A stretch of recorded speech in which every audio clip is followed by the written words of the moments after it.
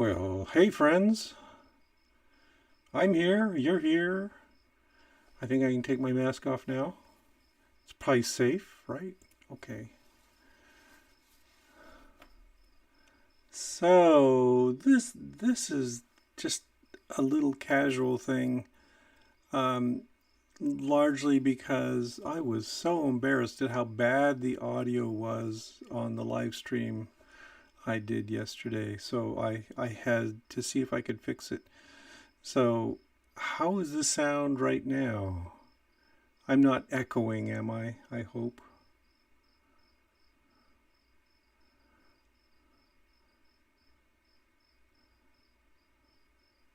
Rory cats, yeah. I would introduce you to my cat, but she is banned from this room. Oh, good. It sounds better. Yeah, I was hoping so. I haven't quite figured out what went wrong yesterday, but one problem is, I'm using this Linux system. I'm not entirely familiar with it. OBS, it seems, is a little buggy here. So it is constantly forgetting the settings in between what I'm doing. So like just a little while ago I checked and it was not using this microphone. It was doing something else. And so I had to set it all up and tinkering with things. I am using this big microphone, and I'm actually got the output from the microphone going directly to my earbuds.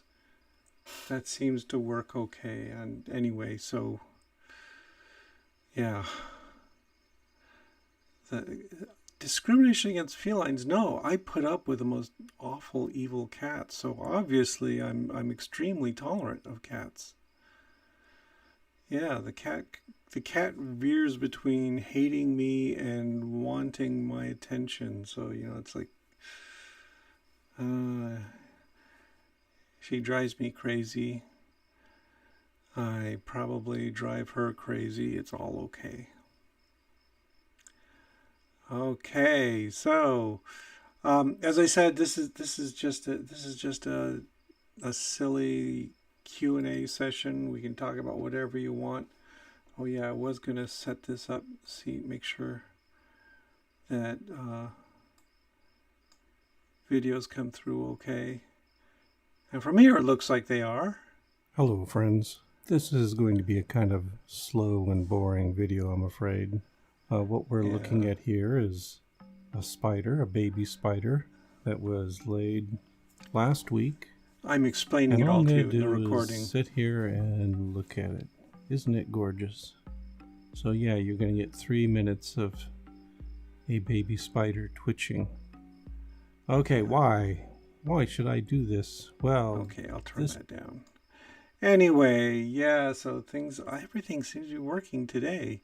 Yesterday I talked for an hour and a half and it was a mess, but okay. Eventually we'll get all the bugs worked out and I'll be a reliable communicator, I hope. This would also be kind of useful when I start teaching classes online in a couple of weeks.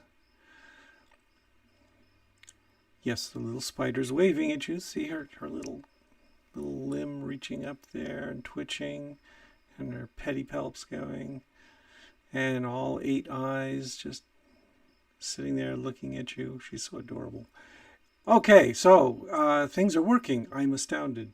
So as I said, this is just a Q&A session. So if you have any questions for me, fire away and I will try to answer them. Unless you don't have any questions. Oh, why the switch from zebrafish to spiders? Is there some advantage to studying a spider's DNA?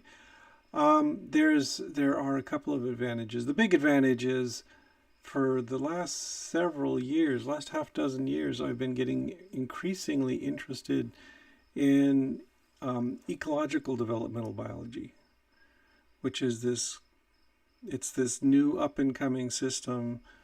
EcoDevo is what it's called. And I've actually been teaching that stuff, and it requires integration of the environment, things you study in the environment with what's going on in development and how they influence each other. So that was kind of my interest. But zebrafish, it turns out to be terrible for that purpose. Because all the zebrafish in the United States come from highly inbred lines. So they've reduced the amount of genetic variation in the species, which is great for doing, development on model systems. And also we don't have native populations of zebrafish. So you can't get out and study the species in the wild, which is kind of what I wanted to do. But spiders, on the other hand, are an up-and-coming developmental model system. And you can find all kinds of spiders everywhere. Just the last couple of years, what I've been doing is collecting spiders, trying to identify different species of spiders, but most importantly, looking for variation in the spider species I study, which is Parasteatota. And I go out there and I find spiders that are just this practically a solid black. They're all the same species. They're practically a solid black, maybe some modeling at best. And then I find other spiders that look like little Easter eggs with these circumferential patterns on their abdomen and everything, and they can interbreed. And so I'm thinking, yeah, we could do genetics with these things, and look at that. In addition, this is a harsh environment for spiders where I live, the Great White North. They all die off in the winter except for the ones that retreat into people's houses.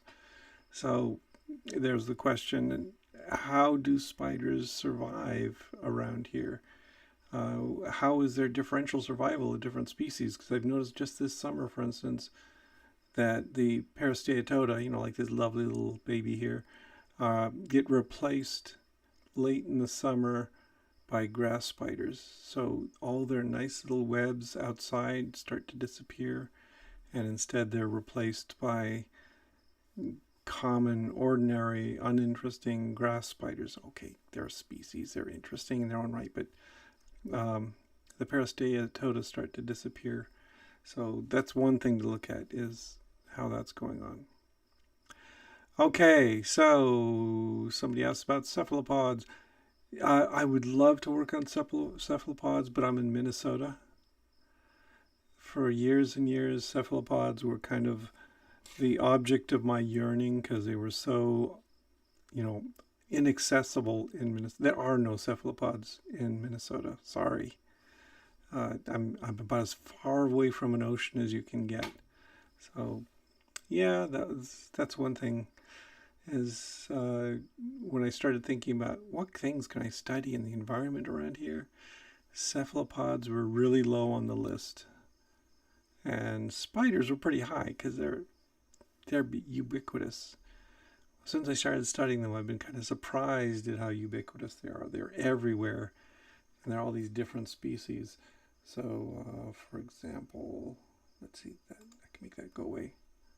Look at that lovely guy. Lovely lady. So this is a great big, for Rory cats, this is a cat face spider. Does that help? So it's kind of a cat, kinda. Anyway, so there they are. Do I have to keep my cats away from the spiders? No, it's no problem at all, because the spiders are maintained in the lab, and they're all in these cages. Oh, I have one here. Here's a pretty typical spider cage. So you can see the cats can't get in there, and as my colleagues will value, the spiders don't get out either. So it's actually a pretty nice system, because you got the cage you can close up, and then I put these wooden frames in there, and you can see this one had a spider in it who is now deceased, and all the things hanging out. That's traces of a web. So they build their webs between these little pieces of wood, which makes them fairly accessible and easy to study. And also means when I want to take photographs of them, I can just do this, pull them right out of the cage, set them on my bench top, see what they're doing. These spiders are very much homebodies, so they don't go wandering when you do that. So, what, you don't like my cat face spider? She's lovely. She lives right outside my window here, so she's right up in there. She's about this big across, so it's a pretty good size spider for this area. That's a mealworm in her mouth, as you can see right in there. So, yeah. Let's see what else do we have here. Yeah, the cats would eat spiders if I gave them a chance, but no, they don't get to. Orson Z always wanted to genetically engineer a land oyster. Okay, well, that would be cute. Mollusks are nifty, but yeah. This picture was taken with, I got it right here. This lens right here. Tokina 100mm f2.8. So it's a pretty nice macro lens. I've been very happy with it. You can see in this case I've also got an extension tube, so I get a little more magnification. That cat face spider, I didn't need the extension tube, so it's a pretty good lens. For a long time I was using a 50mm, just a standard 50mm lens with the extension tubes. And when you have enough extension tubes to get the magnification I need, you have to be so close to the specimen, and that was a pain. Just you had to zoom in so close that it often scared the spider away. With this thing, especially when I don't have the extension tube on there, it's like I can stand, this far away from the spider and get good pictures of it. So yeah, that's my nice little toy. Oh, you've got a spider in your residence on the hallway. Okay, yeah, they're everywhere. So right here at my house, so here in my office, there's a little crack in the wall over to this side, and I've got a nice big wolf spider living in there.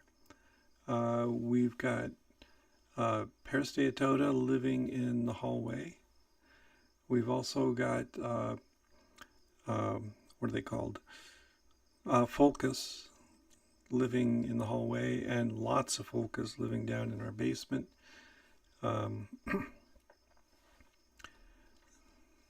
Yeah, so we're and the thing is, they've always been there. It's just that we started noticing them. Okay, Hex Raymond has a question. Way up, huh? I'll go look way up. Question. I'm not seeing it. Uh-oh. Oh, maybe you'll have to repeat it. Yeah, just repeat the question. Okay, let me go in these in order. So, Bellows sees a big yellow garden spider. Yeah, we got some big yellow garden spiders around here too. They don't live around my house though. We have to go to some local gardens, and in particular go out to the side of the gardens where there's some tall grass. They seem to like areas that are a little bit more difficult to get into. Okay.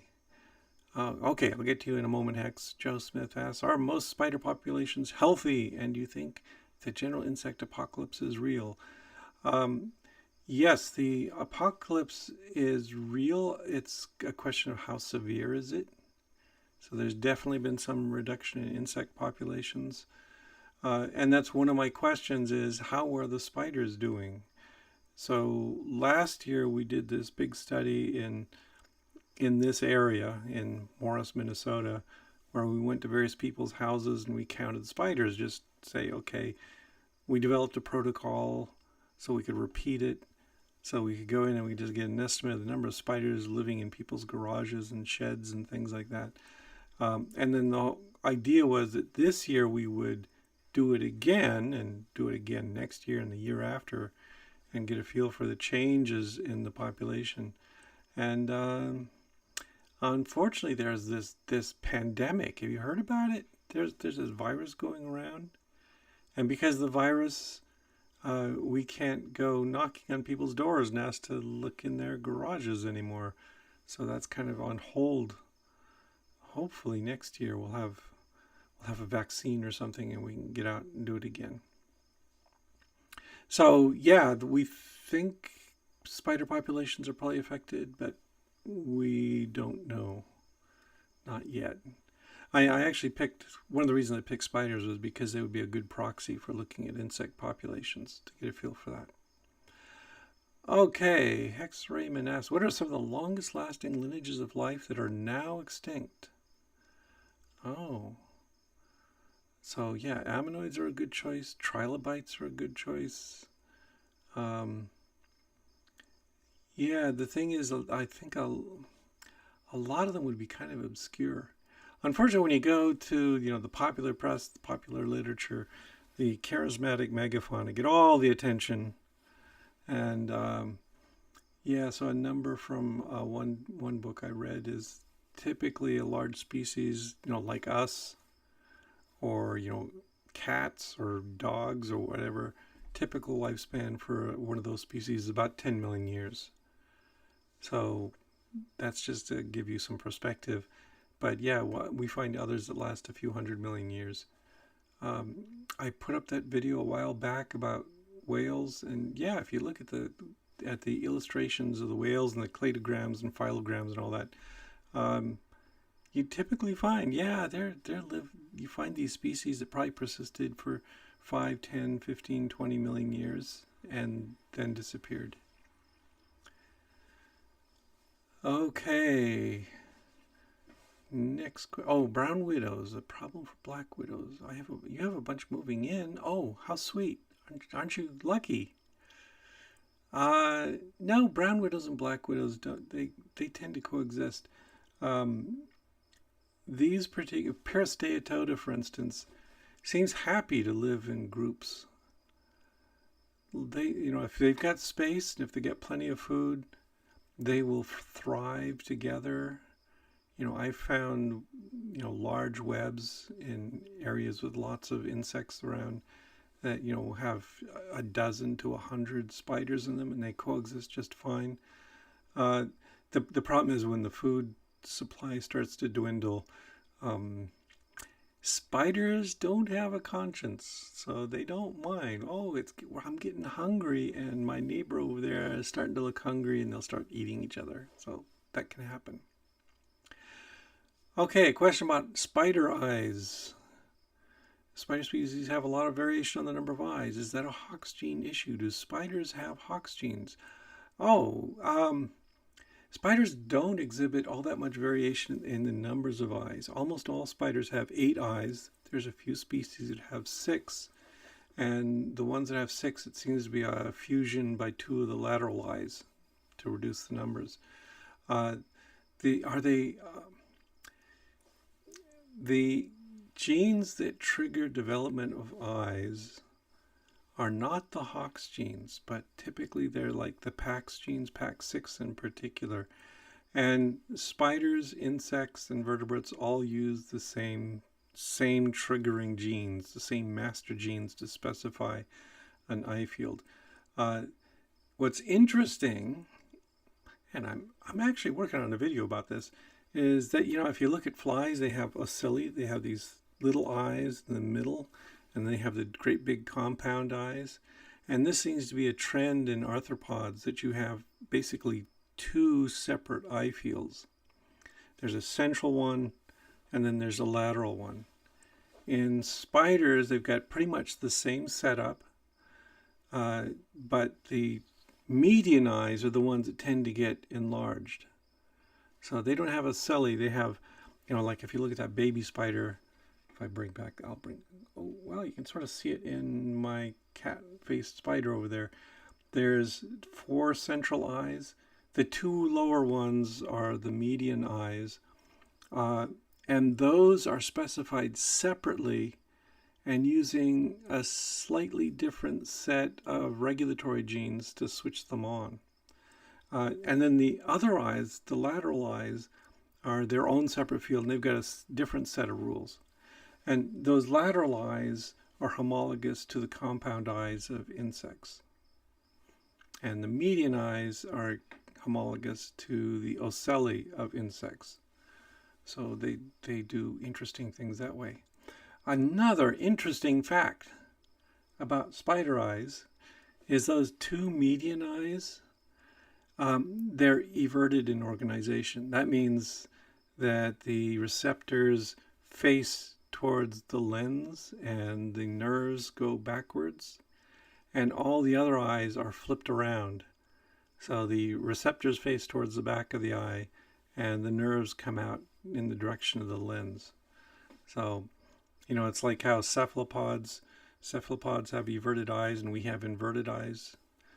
Spiders have both kinds. Okay. Yes, you can ask me about other things than spiders. Don't necessarily know the answer, but you can ask me anything. Your garage, okay. Mr. Piece of Work has a black widow in his garage that disappeared. I'm so sorry. And you're pretty sure it was born this year, so not that old. Do they move to find mates, better food, or they get preyed upon? Preyed upon is more likely. Okay. Black widows and Parasteatota, the ones I study, tend to find one little home and stay there for their entire life. They tend not to wander so much. They build this elaborate cobweb. They just will stay there. So that's not likely a problem. It's not that they wandered off. They are, I don't know where you live, but for instance, here in Minnesota, we're on the upper margin of where black widows live. So the only black widows we have around here are hitchhikers that come in on people's cars or something, and they get replaced and die off pretty quickly. But yeah, I mentioned like the Fulcus spiders that we have in our basement. There's lots of spiders that specialize in killing other spiders and eating them. And I think Fulcus tends to eat things like the Theridaidae, that's black widows and so forth. Okay, another question. Are there spiders you'd find around houses and such, but not in more wild areas? Yes. The spiders I study are synanthropic. They tend to live in people's homes, and they don't do very well in the wild at all. In this particular part of the world, the Parasteatota is an imported species. It came over on the Mayflower and all that kind of stuff from Europe and Asia, and they spread out wherever people live. They came on covered wagons and populated people's homes. They're kind of ubiquitous, so wherever people are, they are. The native species around here is one called Steatota borealis. It's related. It's a cousin of Parasteatota, and I have typically found those, a few times I find them in people's homes, but mainly I find them outdoors in more difficult environments. And they tend to be larger, more robust. And so I think that's where they are. Okay. So Grim Optimus is in Washington, and there's a question. I read a while back that brown widows are pushing back black widows out. Yeah, that could very well be. Black widows, they seem to be specialized, and in some ways, they're not optimized for their environment, because the terrible thing about black widows, the reason people are so afraid of them, is that their venom cross-reacts with vertebrates, but they don't eat vertebrates very often. So it seems to me that there might be some inefficiencies in black widows, and the brown ones are kind of crowding them out. Okay, Grim Optimus is in Washington and hikes a lot. Yeah, I'm seeing spiders in my yard, but not out on the trails. You're looking in the wrong place. That's all I can say. We've taken this summer to looking around the house, but also we're going out to places like our wildlife management areas around here. And first thing we look for is traces of spider silk. And you find these little strands of spider silk all over the place. And you just trace those back, and you can find, for instance, we're finding lots of theridion, these social cobweb spiders out in the wild. They're little tiny guys. They're very delicate. They're kind of cute and adorable. They look like our black widows, only they're bright yellow and smaller, very tiny with little fragile legs. So we see a lot of those. There's lots of ground spiders, sac spiders. When I visited my daughter earlier this year in Colorado, there were just swarms of wolf spiders everywhere. I take my granddaughter for a walk, and we just see wolf spiders all over the sidewalks, just scurrying away as soon as we get by. So yeah.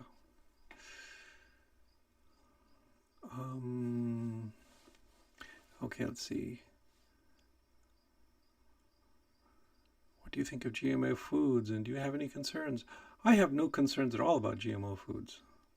I mean, I'm more concerned about things like, monoculture and crops that are just taking over everything.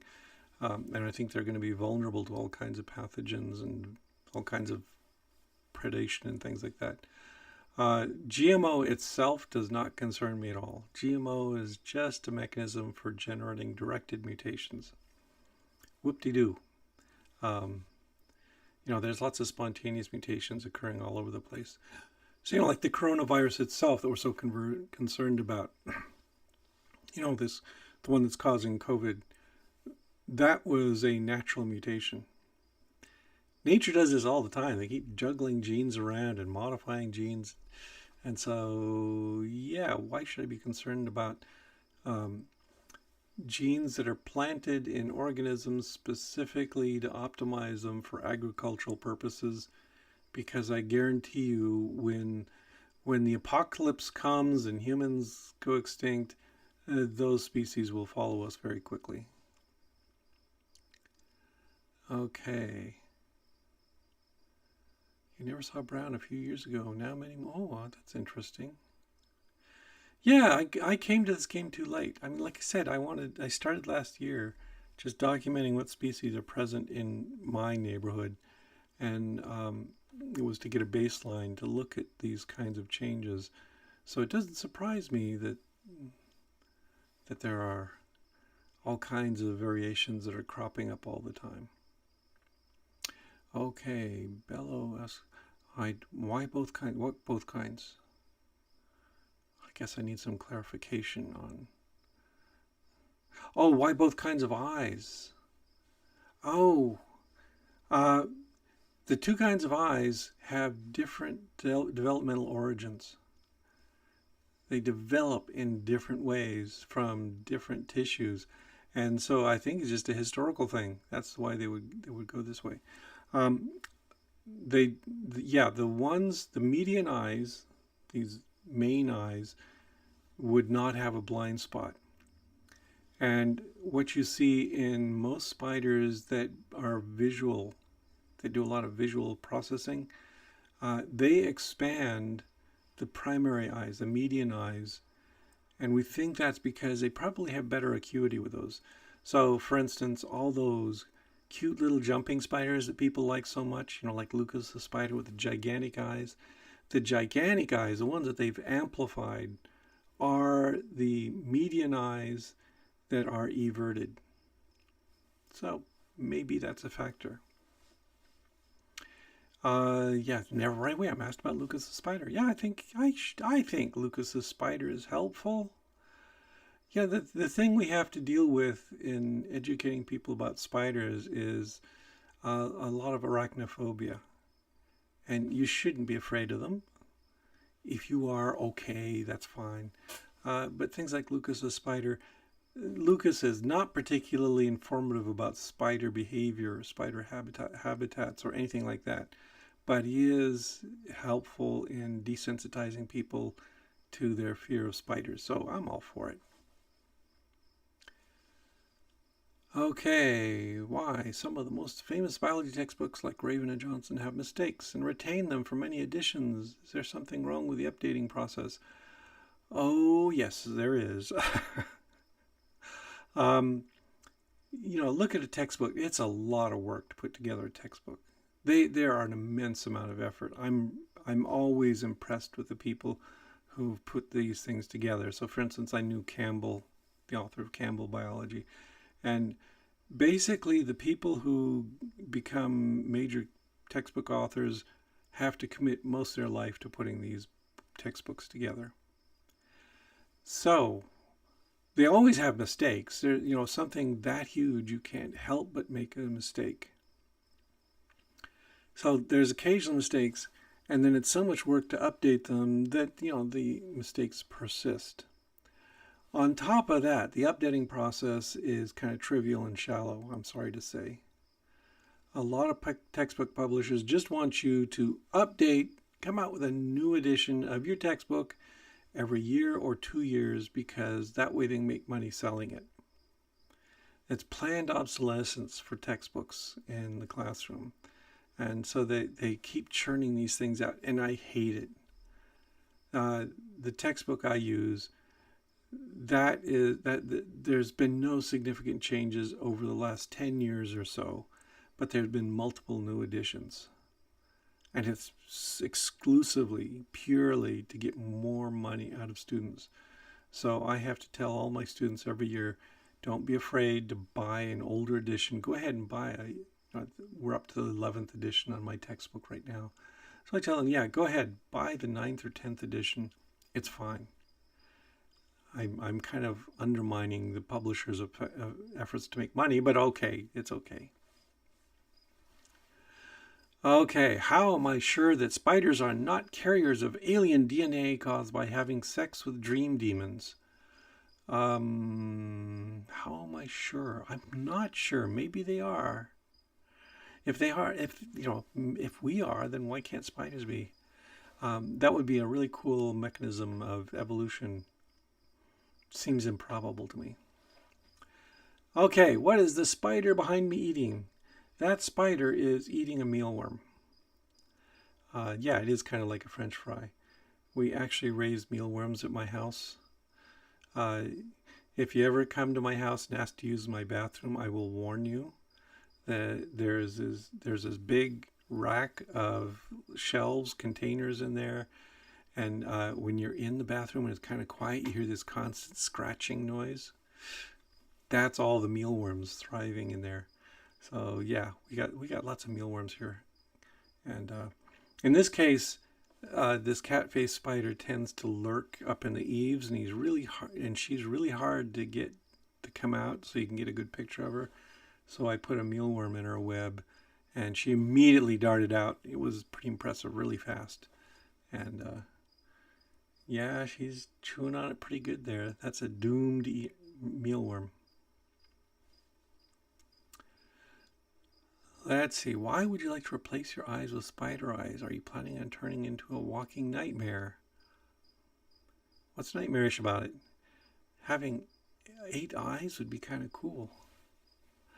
All right, so spider eyes are impressive. They're very highly evolved, very well tuned for their purposes.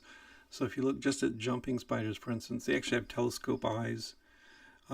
They work like a telescope, so they can actually zoom in on things. Spider eyes have all the things we have. They have muscles, ocular muscles, so they can actually swivel a little bit and follow things. They actually carry out visual saccades, so like we do. They have pretty good resolution. They're just lovely that way. The reason for all the eyes is that they have excellent peripheral vision, which is kind of handy if you're a little tiny guy and you're afraid of getting eaten. Is having eyes here and here are pretty useful for detecting when things are coming up on you. Yes, my house is a giant mealworm death factory. Well, at least our bathroom is. Seems like a good place to put a bunch of mealworms, right? churning out the mealworms. I was feeding my spiders mealworms just today. It's actually pretty good. Oh, so I'm not looking to acquire any adaptational advantage. I just want to see what it is like to have spider eyes. The thing is, this is kind of a pet peeve of mine. If you go to the movies and they show you, oh, this is a compound eye, and for some reason one of our protagonists is looking out through them, like the fly or something, and they always show these fragmented images of the same image repeated over and over again. That's not how they work at all. What you do with your eyes, whether you're a human or a spider, is you build a visual map of the world around you. And then your brain integrates that to build a model of the world that you're living in. So they don't see these spotty things all over the place. They have this wider visual field. They build a visual map of the world that's around them, and it's just a little broader and wider than ours. They also have the advantage that, the way we view the world is we've got a foveal spot and we just sort of scan everything to see the world.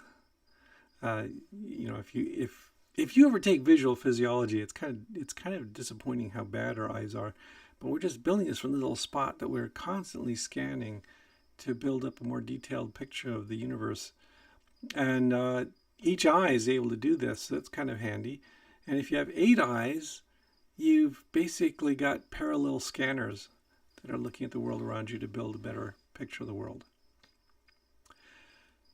Yes, I agree. Mantis shrimp eyes are very interesting, and every time I read about them, I wonder why. They've got this extreme range of wavelengths that they can detect, and they can detect polarized light and all this other cool stuff. So it's kind of neat. Don't keep mealworms in the kitchen or avoid. What unfortunate accidents! I've eaten mealworms. They're tasty. Lots of protein. So nothing wrong with that. Yeah, I've also eaten grasshoppers. Grasshoppers are pretty tasty. How many bugs have I have lost track of? I've eaten ants, I've eaten grasshoppers, I've eaten mealworms, I've eaten witchetty bugs. Yeah, I'm not shy about eating this stuff. Can spiders be trained? That's a good question. And yes, they can. They can learn. There have been various fairly simple behavioral experiments. Like they can be trained to run mazes and so forth. They're also such acutely sensory animals. They can detect vibrations in the air, so sound. They have acute tactile senses. They have a visual sense. They have an olfactory sense. They're tasting everything they touch. So one of the complications of training spiders and learning what they're following is they've got so many cues that they can follow. What's the most exciting finding in evolutionary development in the last 10 years? Oh, wow. That's a tough one. I mean, because the exciting stuff was when evolutionary developmental biology first started developing in the 1980s, and there's been all this stuff that's been discovered. But I kind of feel like right now that, well, it's all exciting, right? Every bit of it's exciting. But a lot of what we're doing now is incremental developments. We're looking at, in more and more detail. So I mentioned earlier about spider eyes. The work on the evolutionary homology and the development and evolution of spider eyes is probably only 10 years old.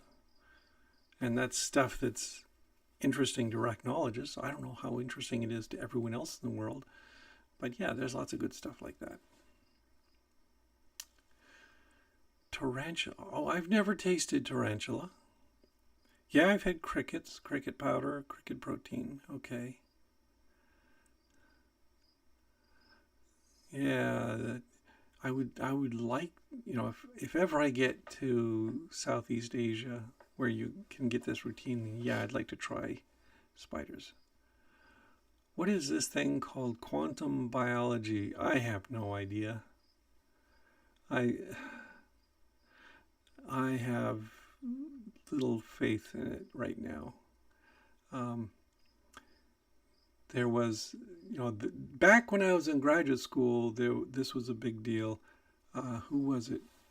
Jerry Edelman came out with a bunch of stuff where he was arguing, for instance, that microtubules use quantum computing to transmit information. Um, it was garbage, so much nonsense. I don't quite buy it.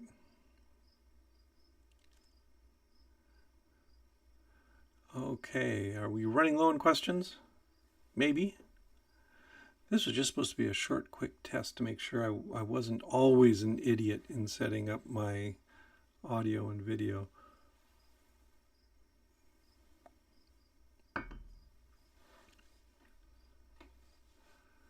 Okay, Iron Chariot here. First time viewer. Well, hello! I haven't been making videos very long, so not surprising that you're a first time viewer. Oh, Penrose and Hammer. Oh, man, that stuff was. Penrose and Hammeroff were just such silly things. Yeah. Um, Penrose is apparently good at mathematics, but he ought to confine himself to that. Why don't most people know about Hox genes and morphology? My experience has been that lots of people have heard of these things called Hox genes and they have no idea what they are. Oh, hello, motorcycle going by. Um, yeah, you have a friend getting a PhD in genetics and he wants to work for an environmental advocacy group. That's good. Yeah. 20 years ago, knowing genetics would have done you no good in environmental studies. Well, maybe it would have taught you some basic rules for breeding things, but otherwise it wasn't that great.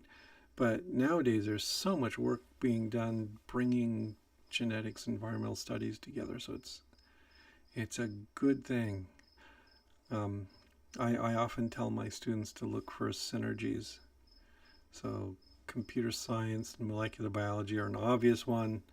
Yeah, if you're studying molecular biology and you also study computers, you've got a leg up. Um, we've got an environmental science program here at the University of Minnesota Morris, and yeah, we've been trying to bring them together and telling them, yeah, guys, knowing molecular biology is really useful in environmental studies. Okay, is there any research advantage to working with spiders as opposed to, say, fruit flies? Oh, yeah, there are some. I mean, for one, just in general, we need greater diversity. Model systems tend to restrict your perspective a bit. So there's been some phenomenal work done on fruit fly development and the genes involved in there. And that was the foundation for everyone else to start studying the role of various genes in development. But as we broadened our search and started looking at other organisms, we discovered that fruit flies are weird. They're highly derived. They're very specific in their functions. So, a lot of what we're looking at and just taking for granted as part of the developmental process in flies is actually unique to flies. And so doing other species is really useful. And what we need is a range of things. So I think working on spiders is a fantastic complement to working on insects because they're both arthropods, so they're a little bit closely related. So we can look at that branch. And then, I was doing all that work on zebrafish before. That's a more distant branch. But yeah, we can relate them all together, and that's really important, I think. I've had the misfortune of arguing with someone who thinks their quantum consciousness hypothesis proves the universe is conscious and is therefore God. Oh, yeah, those people. Yeah, that's just nonsense. yeah, we don't even know what quantum consciousness is. It's buzzwords. Speaking of synergy, that turns out to be a great way for quacks to make a fortune, is bring together two disparate weird ideas. It's been kind of a joke. Quantum whatever. Uh, just bringing those together makes you popular. Do you think creationists will start using quantum entanglement as proof for God? Maybe they could. The thing is that creationists in general are so poorly educated with respect to science. I mean, they don't get biology right. They don't get physics right.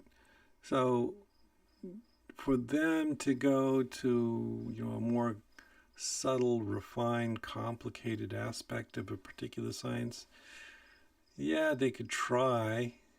It'll be good for a laugh. We'll see. What are the current best theories or books to read on how consciousness evolved and the role it has in influencing behavior? Oh, you're asking a tough one. Partly because I don't think there are any good books on that particular subject. There are plenty of good books on behavior. Lots of people doing good work there. But consciousness, the mechanisms of consciousness are so remote from our understanding right now that it's hard to relate them. Yeah, so that's in the future. Ask me again in 20 years, if I'm here 20 years from now, and if I'm not senile in 20 years. And I think maybe then we will have an inkling of a direction to go in to answer the problem, but we will not have had an answer for the problem yet. Okay, do you think once science gets down to the 0.2 nanometer scale that the spirit molecule will be discovered? No. Yeah.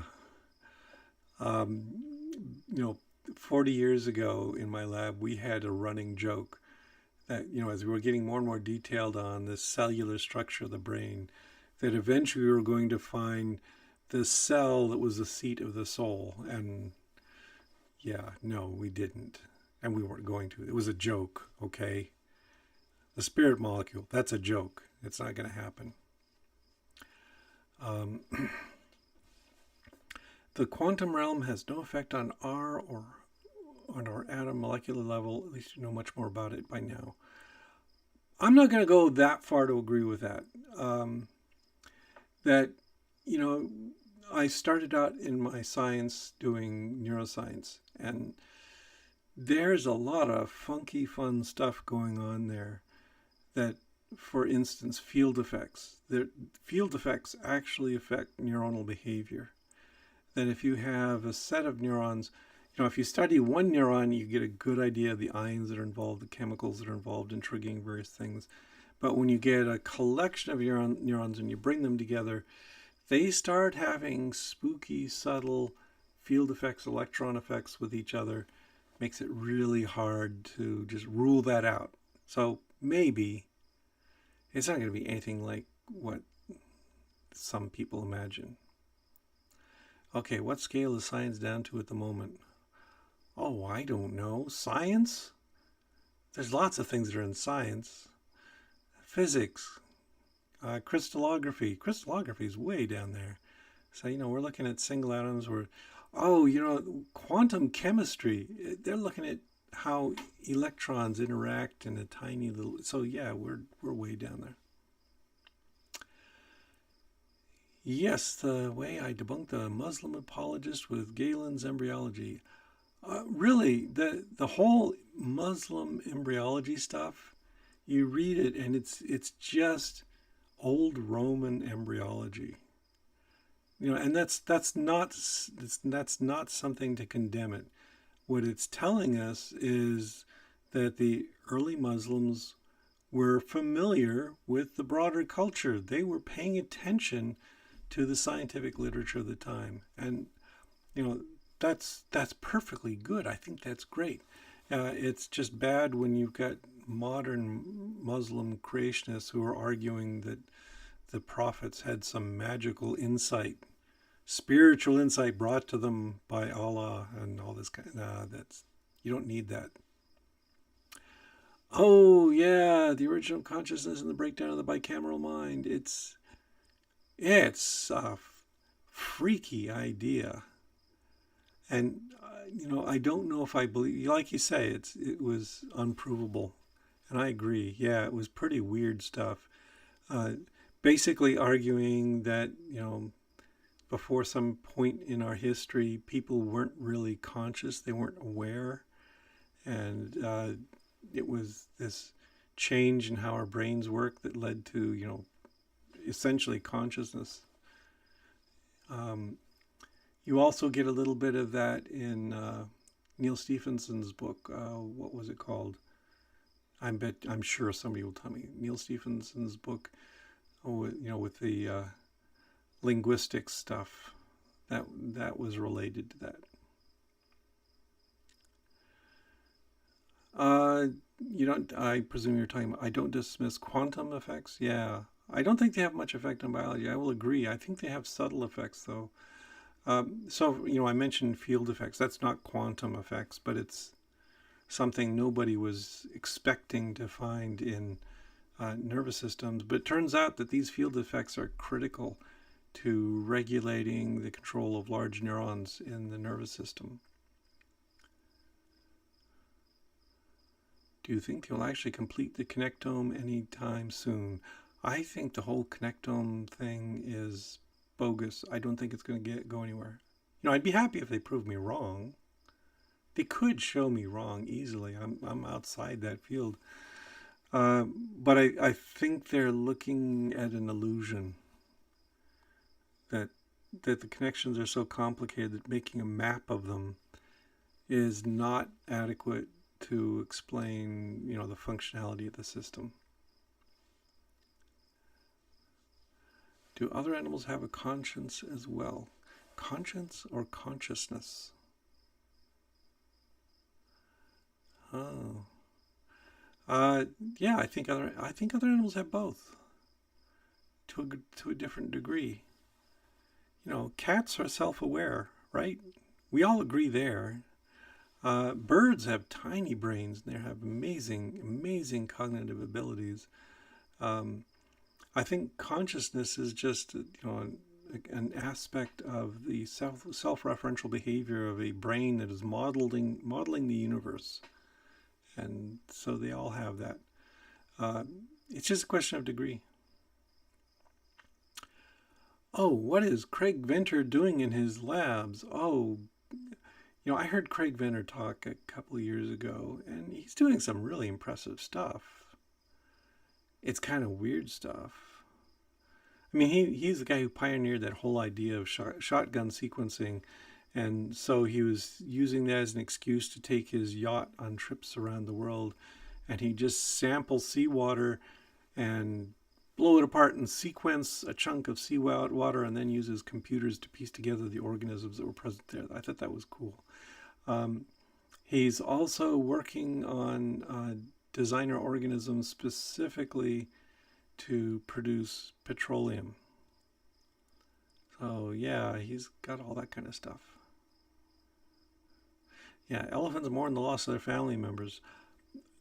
Lots of things show awareness. I mean, my cat, for instance, has exhibited all kinds of behaviors that tell me that she is conscious of when I am unhappy with her, and she's happy when I'm petting her and things like that. This isn't just mechanical stuff. This is an organism that has a consciousness, that's thinking about the world around it, is having feelings.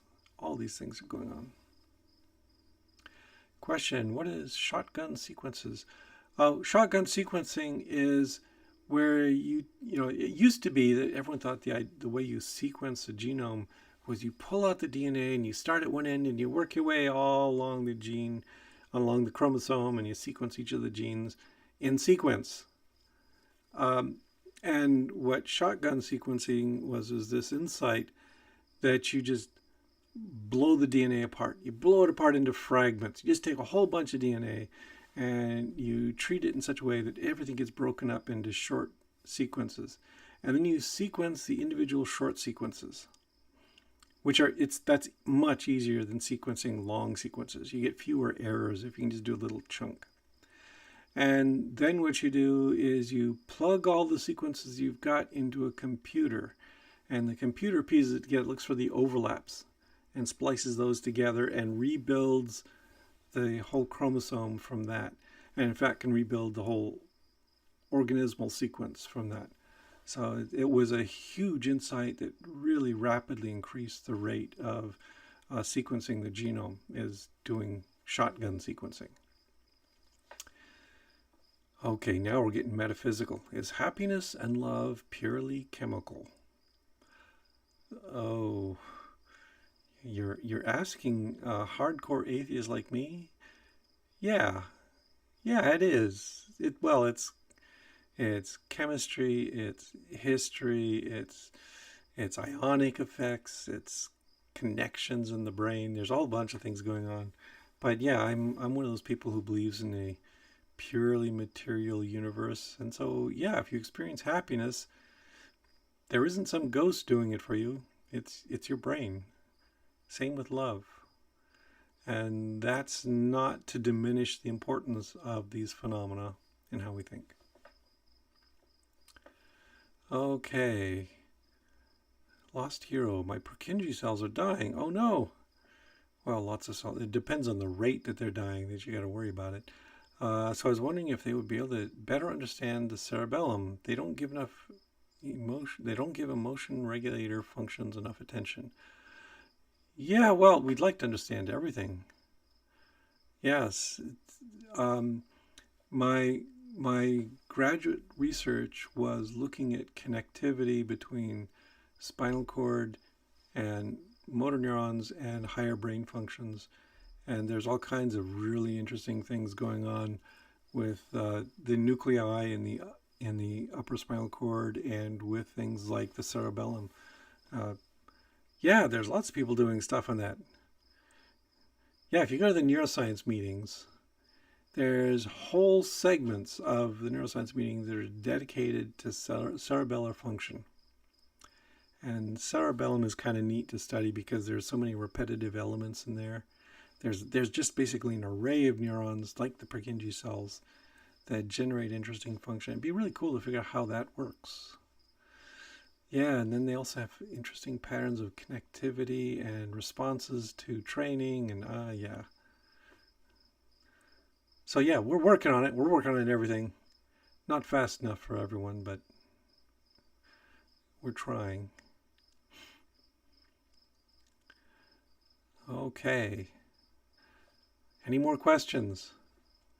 Oh, it's almost 10 o'clock. I'm gonna cut it short at 10 o'clock.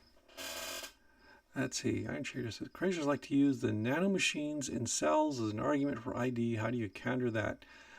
Oh, yeah. Behe, for instance, is, he's always saying things like there's little trucks and cars and roads in your brain and they're running. That's an argument from analogy. It's just trying to say, well, these are just like the machines that we see in, the macroscopic world.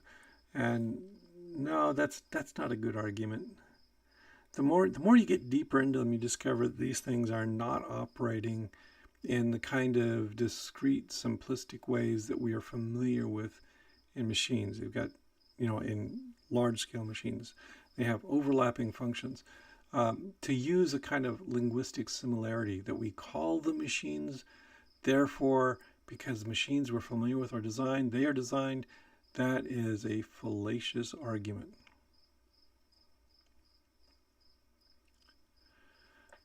Okay, Lost Hero says, doctors only focus on the tremors. Yeah, there's multiple levels of brain function that can cause tremors, but, doctors have an important role. They are the ones that are treating the immediate symptoms. They're trying to get at how to make your life better right now.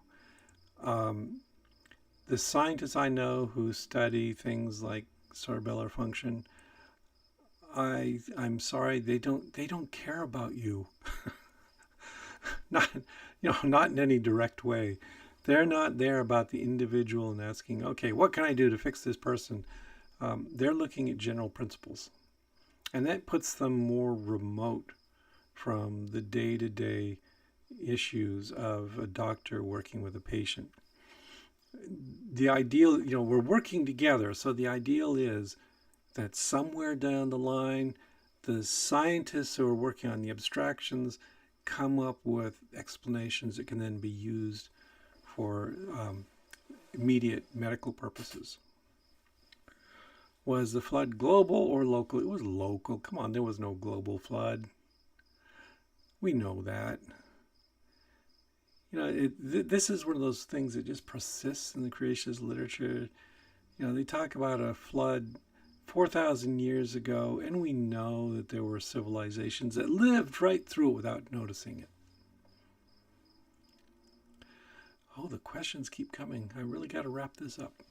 Is splicing human brains with computers to improve our intelligence a reasonable possibility? It's an interesting idea. The interface isn't there. That's the tricky part. We got smart computers, we got smart brains, but connecting the two is, we don't know how to do that.